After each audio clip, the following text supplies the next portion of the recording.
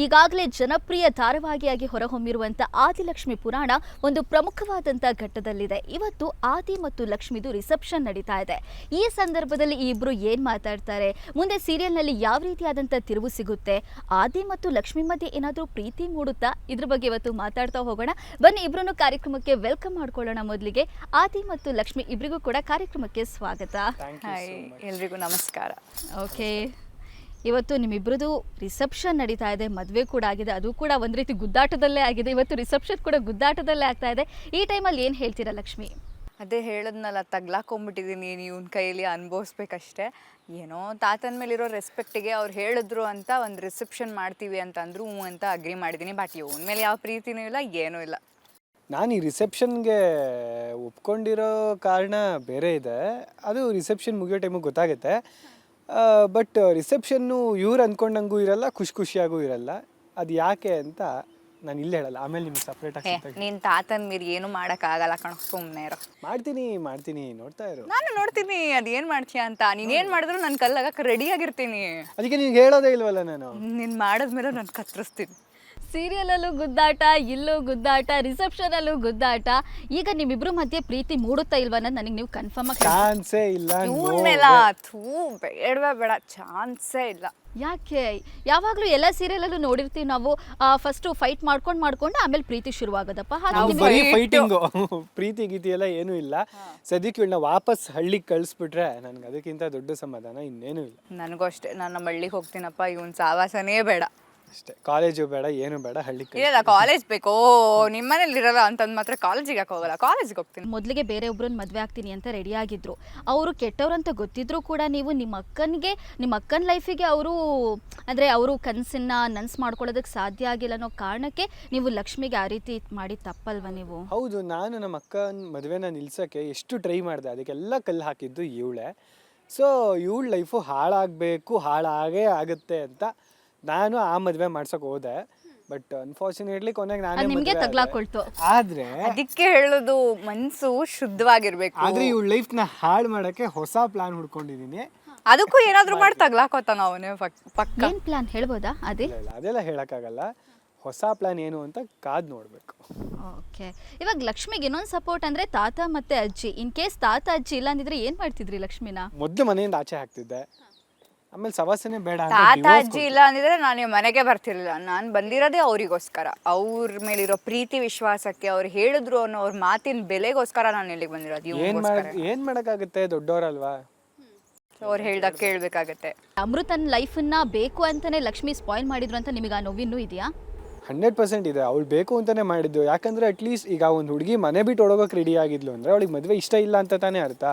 ಅಷ್ಟು ಗೊತ್ತಾಗ್ಲಿಲ್ಲ ಅಂದ್ರೆ ಇನ್ನೆಷ್ಟು ದಡ್ರಿರ್ಬೋದು ಇವ್ರ ಫ್ಯಾಮಿಲಿ ಅವರು. ಒಪ್ಕೊಳ್ತೀರಾ ಲಕ್ಷ್ಮಿ? ಇಲ್ಲ, ನಾನು ಹೋಗಿ ಅದಕ್ಕೆ ಕೇಳಿದ್ದೀನಿ, ಅದಕ್ಕೆ ನಿಮ್ಗೆ ಈ ಮದುವೆ ಇಷ್ಟ ಇಲ್ಲ ಅಂದ್ರೆ ನನ್ನ ಹತ್ರ ಹೇಳ್ಕೊಳ್ಳಿ, ಅಣ್ಣನ ಹತ್ರ ಹೇಳ್ಕೊಳ್ಳಿ ಎಲ್ಲ ಹೇಳಿದೀನಿ. ಅವ್ರು ಹೇಳ್ಕೊಂಡಿಲ್ಲ, ನಾವೇನ್ ಮಾಡೋಣ? ಇವಾಗ ಗೊತ್ತಾಯ್ತು ನಮ್ಗೆ. ಪಾಪ ಅವಳ ಹಂಗೆ ತುಂಬಾ ಸಾಫ್ಟ್.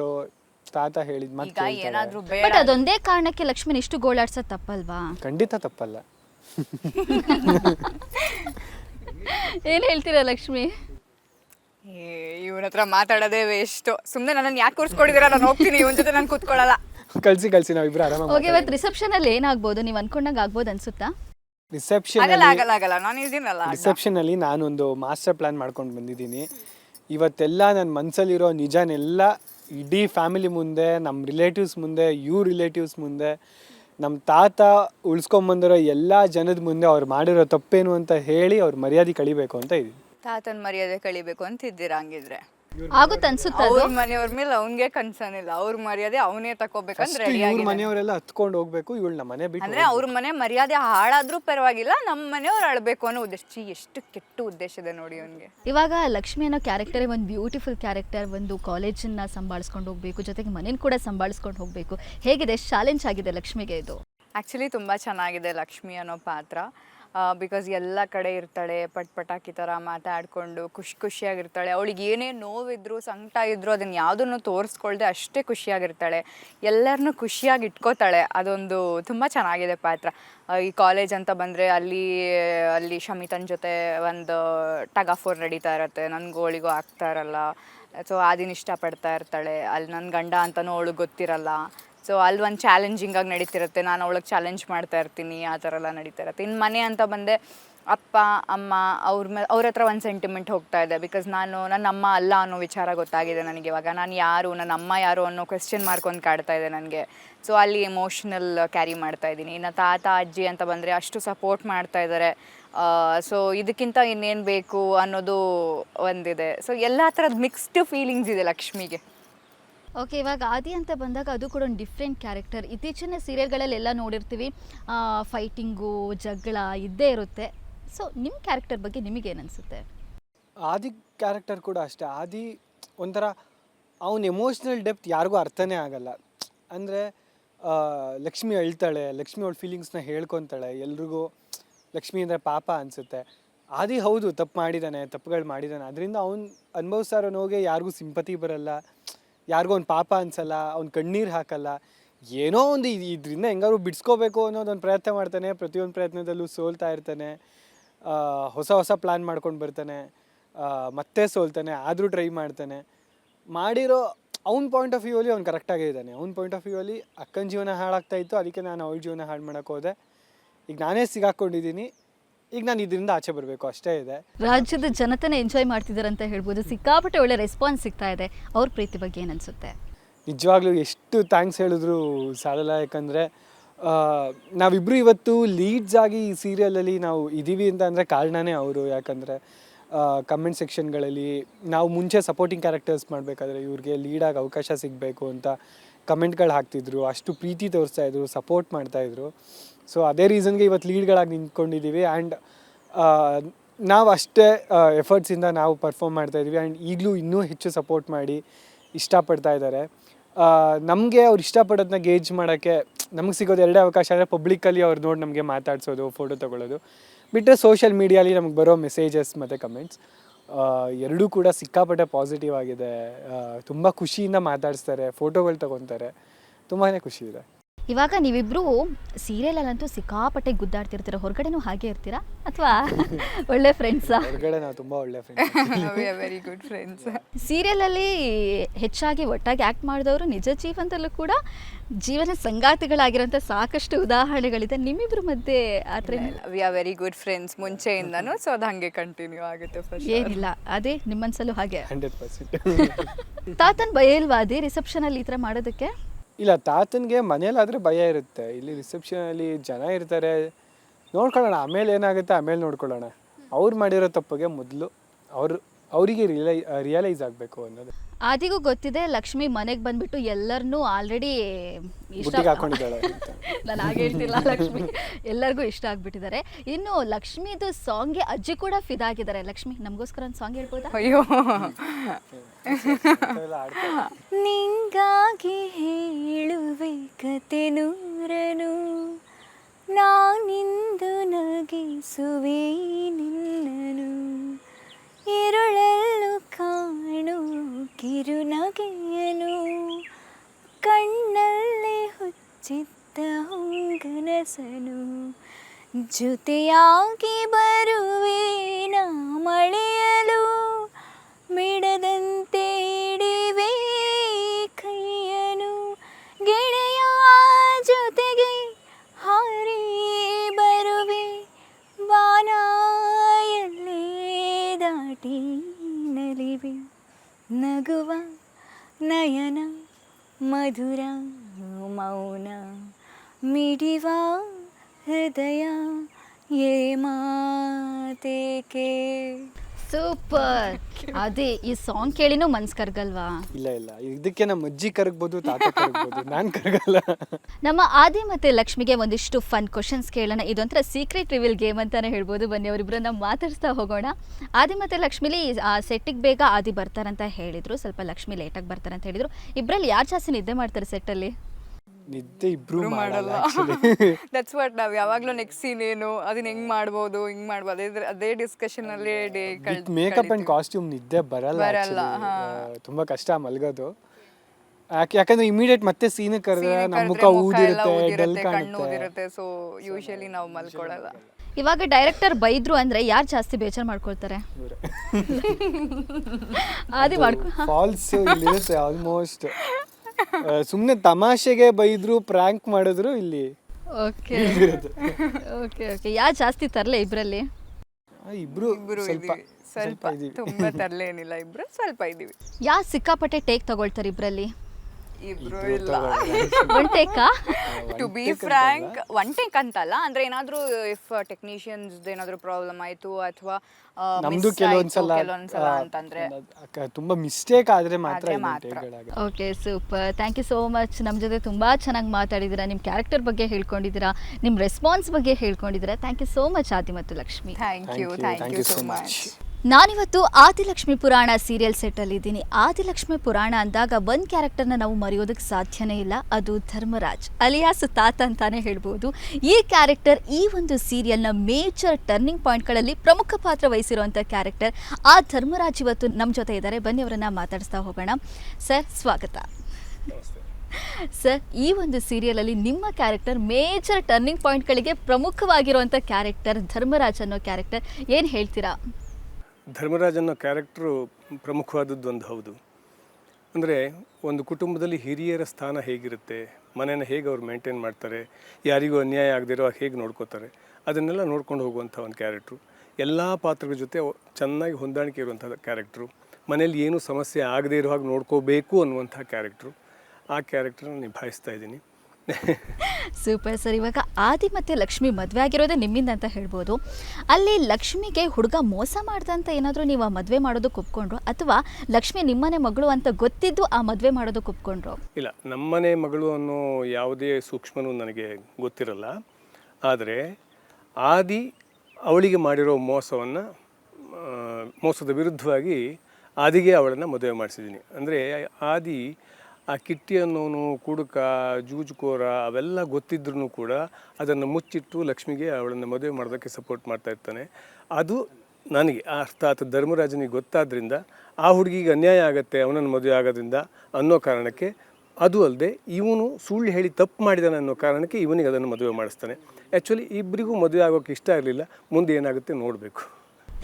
ಈಗ ಆದಿ ಮತ್ತು ಲಕ್ಷ್ಮಿ ಮಧ್ಯೆ ಏನಾದರೂ ಪ್ರೀತಿ ಮೂಡುತ್ತಂತ ಅನಿಸುತ್ತಾ ನಿಮಗೆ? ಜೊತೆಯಲ್ಲಿ ಹೋಗ್ತಾ ಇರುವಾಗ ಇಬ್ಬರಲ್ಲೂ ಒಳ್ಳೆಯ ಗುಣಗಳಿರುವಾಗ ಪ್ರೀತಿ ಮೂಡಲೇಬೇಕು. ಆದರೆ ನಮ್ಮ ಚಾನಲ್ನವ್ರ ಕತೆ ಹೇಗೆ ಮಾಡ್ತಾರೆ ಅನ್ನೋದ್ರ ಬಗ್ಗೆ ನನಗೆ ಐಡಿಯಾ ಇಲ್ಲ. ಓಕೆ, ಇವತ್ತು ರಿಸೆಪ್ಷನ್ ಇದೆ ಆದಿ ಮತ್ತು ಲಕ್ಷ್ಮಿದು. ಲಕ್ಷ್ಮಿನ ಎಲ್ಲರಿಗೂ ಇಂಟ್ರೊಡ್ಯೂಸ್ ಮಾಡಿಸ್ಬೇಕಂತ ಈ ರಿಸೆಪ್ಷನನ್ನು ಮಾಡ್ತಾ ಇದ್ದಾರೆ, ಇದು ಸಕ್ಸಸ್ ಆಗುತ್ತಂತ ಅನಿಸುತ್ತಾ? ರಿಸೆಪ್ಷನ್ ಉದ್ದೇಶ ಇಂಟ್ರೊಡ್ಯೂಸ್ ಮಾಡಿಸ್ಬೇಕು ಅನ್ನೋದಕ್ಕಿಂತ ಹೆಚ್ಚಾಗಿ ಮದುವೆ ಆದಾಗ ಒಂದು ಗಡಿಬಿಡಿನಲ್ಲಿ ಆದಿ ತಪ್ಪು ಮಾಡಿದ್ದಾನೆ, ಅವನಿಗೆ ಶಿಕ್ಷೆ ಆಗಬೇಕು ಅನ್ನೋ ಅರ್ಥದಲ್ಲಿ ಮದುವೆ ಆಗೋಯ್ತು. ಆದರೆ ಮದುವೆ ಆಗಿದ್ದು ನನಗೆ ಸಂಬಂಧಪಟ್ಟವ್ರು ಯಾರೂ ವಿಶೇಷವಾಗಿ ಅಲ್ಲಿರಲಿಲ್ಲ.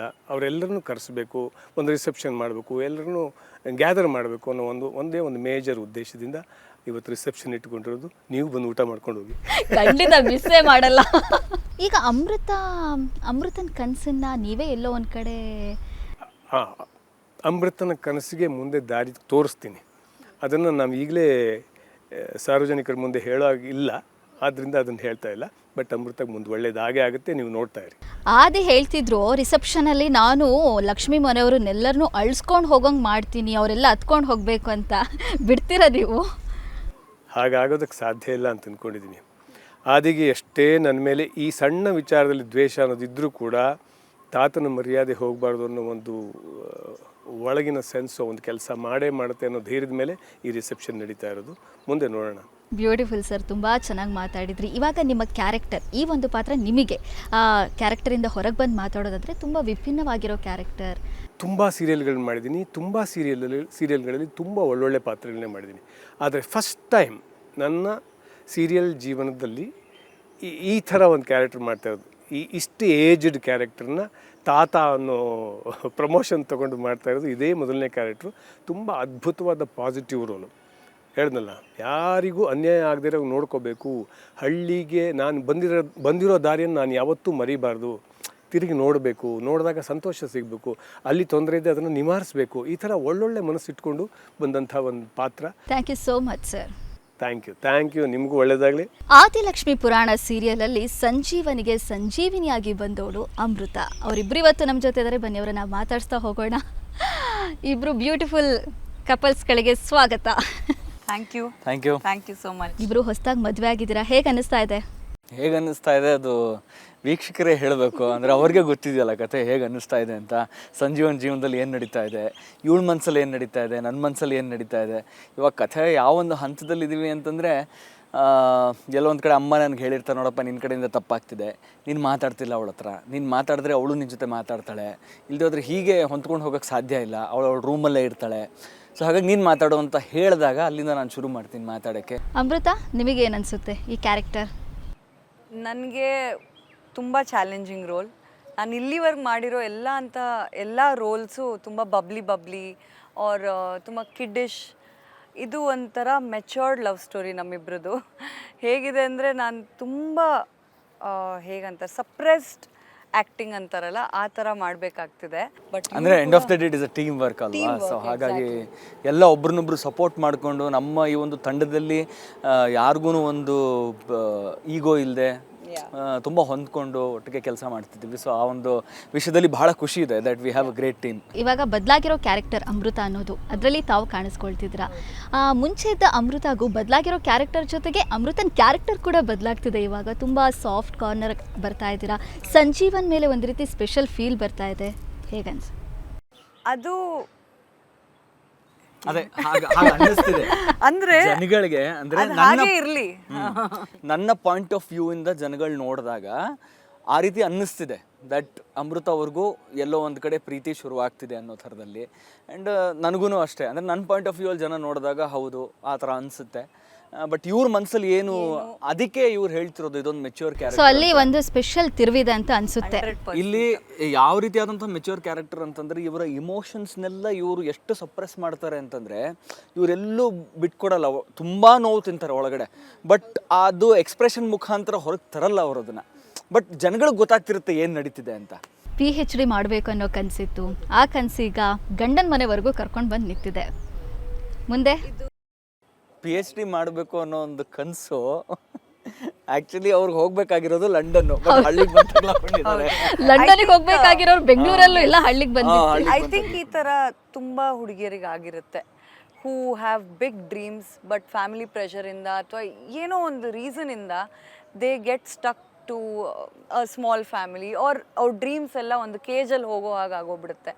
ಸೊ ಆ ಥರದ್ದಕ್ಕೆ ಲೈಫ್ ಪಾರ್ಟ್ನರ್ ತುಂಬ ಚೆನ್ನಾಗಿದ್ದರೆ ಎಲ್ಲದೂ ಸಪೋರ್ಟಿವ್ ಆಗಿ ಆಗುತ್ತೆ.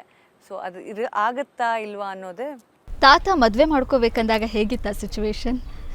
ಹಾಂ, ಆ ಒಂದು ಸಿಚುವೇಶನ್ನು ಈಗಾಗಲೇ ಜನಗಳಿಗೆ ಗೊತ್ತಿದೆ. ಯಾಕೆಂತಂದರೆ ನಾವು ಕಥೆಯಲ್ಲಿ ಫಸ್ಟ್ ಇಂಟ್ರೊಡ್ಯೂಸ್ ಮಾಡಿದಾಗಲೇ ಅಮೃತ ಬಗ್ಗೆ ನಾವು ಏನು ಹೇಳಿದ್ದು ಅಂತಂದರೆ ಅವಳು PhD ಮಾಡಬೇಕು, ಅವಳು ಓದಬೇಕು, ಲಂಡನ್ಗೆ ಹೋಗೋ ಕನಸಿದೆ. ಯಾಕೆಂತಂದರೆ ಅವಳಿಗೆ ಬೇಕಾಗಿರೋ ಎಲ್ಲ ಒಂದು ಫೆಸಿಲಿಟೀಸ್ ಏನಿದೆ ಅದು ಲಂಡನಲ್ಲಿ ಸಿಗುತ್ತೆ ಅನ್ನೋದನ್ನು ನಾವು ಫಸ್ಟೇ ಕ್ಲಿಯರ್ ಮಾಡಿಬಿಟ್ಟಿದ್ವಿ. ಅಂಥ ಟೈಮಲ್ಲಿ ತಾತ ಬಂದು ಈ ಒಂದು ಅನೌನ್ಸ್ಮೆಂಟ್ ಮಾಡಿದಾಗ ನಾನು ಮದುವೆ ಮಾಡ್ತಿದ್ದೀನಿ, ಹುಡುಗ ತುಂಬ ಚೆನ್ನಾಗಿದ್ದಾನೆ, ಅವನು ಹಳ್ಳಿಲಿರೋದು ಅಂತ ಹೇಳಿದಾಗ ನೋಡಿ ಅಲ್ಲೇ ಒಂದು ಆ ಒಂದು ಆ್ಯಸ್ ಅನ್ ಆ್ಯಕ್ಟರ್ ಯಾವ ರೀತಿ ಪ್ಲೇ ಮಾಡ್ಬೋದು ಅಂತಂದರೆ ಅದು ನೋವಿನ ವಿಚಾರ ಅಲ್ವಾ. ಆ ಒಂದು ನೋವಿನ ವಿಚಾರನ ಮನಸ್ಸಲ್ಲಿ ಇಟ್ಕೊಂಡು ಎಲ್ಲರ ಮುಂದೆ ನೀವು ಏನು ಹೇಳಿ, ಒಂದ್ ಕಡೆ ಮದ್ವೆ, ಮತ್ತೊಂದ್ ಕಡೆ ಆಸೆ, ಏನು ಮಾತಾಡಕ್ಕಾಗ್ತಾ ಇಲ್ಲ. ಏನು ಮಾತಾಡೋಕ್ಕಾಗ್ತಾ ಇಲ್ಲ. ಆ ಒಂದು ನೋವನ್ನು ಸಪ್ರೆಸ್ ಮಾಡಿಕೊಂಡು ಆ ಒಂದು ಸಿಚುವೇಶನಲ್ಲಿ ಏನು ರಿಯಾಕ್ಟ್ ಮಾಡೋಕ್ಕಾಗದೆ. ಯಾಕೆಂತಂದರೆ ಅಮೃತ ಓಡೋಗೋವಂಥ ಹುಡುಗಿ ಅಲ್ಲ, ಅಥವಾ ಎದುರುತ್ರ ಕೊಡೋವಂಥ ಹುಡುಗಿನೂ ಅಲ್ಲ. ಏನು ಮಾಡಬೇಕು ಅಲ್ವಾ. So it is a very difficult character to play. ಇಬ್ರ ಮಧ್ಯೆ ಯಾವಾಗ ಪ್ರೀತಿ ಮೂಡುತ್ತೆ? ಪ್ರೀತಿ ಮೂಡೋದಾ? ನಾನು ನನ್ನ ಕನಸು ಇವ್ರ ಪ್ರೀತಿ ಮೂಡಬೇಕು ಅಂತಾನೆ ಕಾಯ್ತಿದ್ದಾರೆ ಎಲ್ಲರೂ ಆಕ್ಚುಲಿ. ಎಸ್ಪೆಷಲಿ ನಮ್ಮ ವೀಕ್ಷಕರು ಯಾವಾಗ ಅಮೃತ ಮತ್ತೆ ಸಂಜೀವ್ ಮಧ್ಯೆ ಒಂದು ಸಂಜೀವಿನಿ ಆಗಿರೋ ಪ್ರೀತಿ ಮೂಡುತ್ತೆ ಅಂತ. ಖಂಡಿತ ಎಲ್ಲ ಒಂದು ಕಡೆ ನಾನು ಮನುಷ್ಯ ಅಲ್ವಾ, ನನಗೂ ಪ್ರೀತಿ ಬೇಕು. ನಾನು ಆ ಒಂದು ಪ್ರೀತಿಗೋಸ್ಕರ ಕಾಯ್ತಿದ್ದೀನಿ. ಬಟ್ ಇವ್ರ ಆಸೆ ಕನಸುಗಳು ಬೇರೆನೇ ಇದೆ. ಅದಕ್ಕೆ ನಾನು ಸಪೋರ್ಟ್ ಮಾಡೋಕ್ಕೂ ರೆಡಿಯಾಗಿದ್ದೀನಿ. ಬಟ್ ಆದರೂ ನನಗೆ ಅವ್ರ ಕಡೆಯಿಂದ ಪ್ರೀತಿ ಸಿಗ್ತಾ ಇಲ್ಲ. ನನಗಂತೂ ನಿಮ್ಮಿಬ್ರದ್ದು ಬ್ಯೂಟಿಫುಲ್ ಫೇಸ್ ಸಿಕ್ಕಾಪಟ್ಟೆ ಇಷ್ಟಪ್ಪ. ಸೊ ಅದು ಜನಗಳಿಗೂ ಕೂಡ ಇಷ್ಟ ಆಗಿದೆ ಅಂತ ಅನ್ಕೊಂಡಿದ್ದೀನಿ. ಥ್ಯಾಂಕ್ ಯು ಸೋ ಮಚ್ ಇಷ್ಟೊತ್ತು ಕೂತ್ಕೊಂಡು ನಮ್ಮ ಜೊತೆ ಮಾತಾಡಿದ್ದಕ್ಕೆ. Thank you for asking the perfect questions. Thank you. ಒಂದು ಸಿನಿಮಾ ಆಗಲಿ, ಧಾರಾವಾಹಿ ಆಗಲಿ, ಅದಕ್ಕೆ ಒಂದು ಜೀವವನ್ನು ತುಂಬಬೇಕು ಅಂದರೆ ತೆರೆ ಮುಂದೆ ಸಾಕಷ್ಟು ಜನ ಆ್ಯಕ್ಟ್ ಮಾಡ್ತಾರೆ. ಆದರೆ ತೆರೆ ಹಿಂದೆ ನಿಂತ್ಕೊಂಡು ಆ್ಯಕ್ಷನ್ ಕಟ್ ಹೇಳಿ ಅದಕ್ಕೆ ನಿಜವಾಗಿ ಜೀವ ತುಂಬೋರು ಅಂದರೆ ಅದು ಡೈರೆಕ್ಟರ್. ನಮ್ಮ ಕನ್ನಡ ವಾಹಿನಿಯಲ್ಲಿ ಸಾಕಷ್ಟು ಹಿಟ್ ಸೀರಿಯಲ್ಗಳನ್ನು ಕೊಟ್ಟಿರುವಂಥ ಆರೂರು ಜಗದೀಶ್ ಅವರು ನಮ್ಮ ಜೊತೆ ಇದ್ದಾರೆ. ಸರ್, ಕಾರ್ಯಕ್ರಮಕ್ಕೆ ಸ್ವಾಗತ. ಸರ್, ಕನ್ನಡ ವಾಹಿನಿಗೆ ಸಾಕಷ್ಟು ಹಿಟ್ ಧಾರಾವಾಹಿಗಳನ್ನು ಕೊಟ್ಟಿರುವಂಥ ನಿರ್ದೇಶಕ ನೀವು. ಈಗ ಆದಿಲಕ್ಷ್ಮಿ ಪುರಾಣ ಅನ್ನೋ ಸೀರಿಯಲನ್ನು ಮಾಡ್ತಾ ಇದ್ದೀರಾ, ಹೇಗೆ ಅನ್ನಿಸ್ತಾ ಇದೆ ಸರ್? ಅಂದರೆ ಇವತ್ತು first day madam shooting. First day heavy crowd ಇದೆ. ಅಂದರೆ ಸೀರಿಯಲ್ ಇಂಡಸ್ಟ್ರಿಯಲ್ಲಿ ಇಷ್ಟು ದೊಡ್ಡ ಫ್ಯಾಮಿಲಿ ಇರುವಂಥ ಸೀರಿಯಲ್ಲು ಮನೆತನ ಬಂದ ಮೇಲೆ ಇದೇ ಇರಬೇಕು. ನಾವು ಚಂದನದಲ್ಲಿ ಹಿಂದೆ ನೀವೆಲ್ಲ ಚಿಕ್ಕವರು ಇದ್ದಿರ್ಬೋದು, ಆಗ ಮನೆತನ ಅಂತ ದಾರಿ ಬರ್ತಿತ್ತು. ಅಲ್ಲಿ ತುಂಬ ಜನ ಆರ್ಟಿಸ್ಟು. ಹಾಗಾಗಿ ಅದಾದಮೇಲೆ ಆದಿಲಕ್ಷ್ಮಿಯಲ್ಲೇ ಇಷ್ಟೊಂದು ಜನ ಕ್ರೌಡ್ ಆರ್ಟಿಸ್ಟ್ ಇದ್ದಾರೆ. ಅದು ಅಲ್ಲದೆ ನಾನೀಗ ಫಸ್ಟ್ ದಿನ ಇವತ್ತು ಟೇಕಪ್ ಮಾಡ್ಕೋತಾ ಇದ್ದೀನಿ ಆದಿಲಕ್ಷ್ಮಿನ.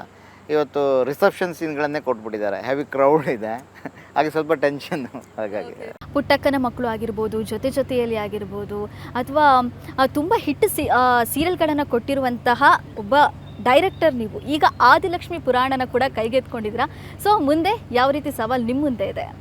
ಆದಿಲಕ್ಷ್ಮಿ ಪುರಾಣ ಇದರ ಸೀರಿಯಲ್ನ ಪ್ರತಿಯೊಬ್ಬರ ಕ್ಯಾರೆಕ್ಟರ್ ಬಗ್ಗೆ ಜನ ಮಾತಾಡಬೇಕು. ನಮ್ಮ ಆರ್ಟಿಸ್ಟ್ಗಳು ಎಲ್ಲಿಯಾದರೂ ಹೋದಾಗ ಅವರ ಸೀರಿಯಲ್ನ ಹೆಸರಿಡ್ದು, ಏಯ್ ನಮ್ಮ ಆದಿ, ನಮ್ಮ ಲಕ್ಷ್ಮಿ, ನಮ್ಮ ಅಮೃತ, ನಮ್ಮ ಸಂಜೀವ, ನಮ್ಮ ಧರ್ಮರಾಜ್ ಅಂತ ಹಿಂಗೆ ಮಾತಾಡಿಸ್ಬೇಕು. ಪ್ರತಿಯೊಬ್ಬ ಕ್ಯಾರೆಕ್ಟರ್ ಹೆಸರು ಹೇಳಿ ಮಾತಾಡಿಸಿದಾಗ ನಮ್ಮ ಸೀರಿಯಲ್ ಹಿಟ್ ಆಗಿದೆ ಅಂತ ಅರ್ಥ. ಅದು ನಮಗೂ ಖುಷಿ ಕೊಡುತ್ತೆ. ಆ ನಿಟ್ಟಿನಲ್ಲಿ ಒಂದು ಕೆಲಸ ಮಾಡಬೇಕು ಅಂತ ಅಂದ್ಕೊಂಡಿದ್ದೀನಿ ಮೇಡಮ್. ಇವಾಗ ಮೇಜರ್ ಟ್ವಿಸ್ಟ್ ಅಂದರೆ ಆದಿ ಮತ್ತು ಲಕ್ಷ್ಮಿ ಒಂದಾಗ್ತಾರಾ ಅಥವಾ ಸಪ್ರೇಟ್ ಆಗ್ತಾರಾ ಅಂತ? ಇವತ್ತಿನ ಒಂದು ಸಮಾಜದಲ್ಲಿ ಏನಾಗುತ್ತೆ, ಗಂಡ ಹೆಂಡತಿ ನಾವು ಹಂಗಿರ್ಬೇಕಾ ಹಿಂಗಿರ್ಬೇಕಾ ಅನ್ನೋ ಥಾಟ್ ಪ್ರೋಸೆಸ್ ಇನ್ನೂ ಅದರ ಲರ್ನಿಂಗ್ ಪ್ರೋಸೆಸ್ಸಲ್ಲೇ ಇದ್ದಾರೆ ಎಲ್ಲದು. ಇವತ್ತು ಮದುವೆ ಆಗುತ್ತೆ, ನಾಳೆ ಬೇರೆ ಬೇರೆ ಆಗ್ತಾರೆ, ನಾಳೆ ಬೇರೆ ಆದಮೇಲೆ ಪುನಃ ಅದೇ ಗಂಡ ಬೇಕು ಅಂತ ಅನಿಸುತ್ತೆ. ಟೋಟಲ್ ಚಿತ್ರಾನ್ನ ಓಡಿಲ್ಲ ಲೈಫು. ಅದರಲ್ಲಿ ನಾವು ಕೂಡ ಏನೋ ಹೇಳೋಕ್ಕೋಗಿ ಜನಕ್ಕೆ ಟೆನ್ಷನ್ ಕೊಡೋದಲ್ಲ. ಎಂಟರ್ಟೈನ್ಮೆಂಟ್. ಸೀರಿಯಲ್ ಅಂದಾಗ ಜನಗಳಿಗೆ ಏನು ಬರುತ್ತೆ, ಹತ್ಕೊಂಡು ಜಾಸ್ತಿ ಇರ್ತಾರೆ ಅನ್ನೋದು ಬರುತ್ತೆ. ಬಟ್ ಇದು ಹಾಗಿಲ್ಲ, ಇದು ತುಂಬ ಡಿಫ್ರೆಂಟಾಗಿ ಜನಗಳಿಗೆ ರೀಚ್ ಡಿಫ್ರೆಂಟ್ ಆಗಿದೆ. ಈ ಗಟ್ಟಿ ಮೇಳ ಬಂತಲ್ಲ, ಆ ಫ್ಲೇವರ್ ಈ ಸೀರಿಯಲಲ್ಲಿ ಇದೆ. ಮಾಡ್ಬೇಕು, ಚೆನ್ನಾಗಿ ಮಾಡ್ಬೇಕು ಮೇಡಮ್. ಇನ್ನೂ ಆ ಪ್ರೋಸೆಸ್ಸಲ್ಲಿ ಇದ್ದೀವಿ ಇನ್ನು. ಆಮೇಲೆ ಸೀರಿಯಲಲ್ಲಿ ನಾವು ಹೇಳೋದಕ್ಕಿಂತ ನಮ್ಮ ಸೀನನ್ನು ನೋಡಿ ಎಮೋಷನಲಿ ಜನಕ್ಕೆ ಅವ್ರಿಗೆ ಗೊತ್ತಾಗ್ದಿದ್ದಾಗೆ ಅವ್ರ ಕಣ್ಣಲ್ಲಿ ನೀರು ಬರಬೇಕು. ಅದು ಮ್ಯಾಜಿಕ್. ಓಕೆ, ಫೈನಲಿ ವೀಕ್ಷಕರಿಗೆ ಏನು ಹೇಳ್ತೀರಾ ಸರ್? ವೀಕ್ಷಕರಿಗೆ ಪ್ರಾಮಿಸ್ ಮಾಡ್ತೀನಿ, ಒಂದು ಒಳ್ಳೆ ಸೀರಿಯಲನ್ನು ನಿಮಗೆ ಕೊಡ್ತೀನಿ. ಎಂಟರ್ಟೈನ್ಮೆಂಟ್ ಇರುವಂಥ ಸೀರಿಯಲ್ಲು. ನೀವು ಅದನ್ನು ನೋಡಿ ನಮ್ಮನ್ನು ಹರಿಸಿ. ಇಷ್ಟು ವರ್ಷಗಳ ಕಾಲ ಆರೂರು ಜಗದೀಶ್ ಜೊತೆಗೆ ನಿಂತಿದ್ದೀರಿ, ಮುಂದಕ್ಕೂ ನಿಂತ್ಕೊಳ್ಳಿ. ಖಂಡಿತವಾಗ್ಲೂ ಸರ್, ನೀವೇನು ಅಂದ್ಕೊಂಡಿದ್ದೀರ ಅದು ಜನಗಳಿಗೆ ರೀಚ್ ಆಗಿ ನಿಮ್ಮ ಸೀರಿಯಲ್ ಟಾಪ್ ರೇಟೆಡಲ್ಲಿ ಇರಲಿ ಅಂತ ನಾವು ಕೂಡ ಕೇಳ್ಕೊಳ್ತೀವಿ. ನೋಡಿದ್ರಲ್ವಾ ವೀಕ್ಷಕರೇ, ನಾವಿವತ್ತು ಆದಿಲಕ್ಷ್ಮಿ ಪುರಾಣ ಸೀರಿಯಲ್ ತಂಡದ ಜೊತೆ ಸಾಕಷ್ಟು ಮಾತಾಡಿದ್ದೀವಿ. ಇದಾಗಿತ್ತು ಈ ಹೊತ್ತಿನ ವಿಶೇಷ. ನೇರ ದಿಟ್ಟ ನಿರಂತರ ಸುದ್ದಿಗಾಗಿ ನೋಡ್ತಾ ಇರಿ ಏಷ್ಯಾನೆಟ್ ಸುವರ್ಣ ನ್ಯೂಸ್.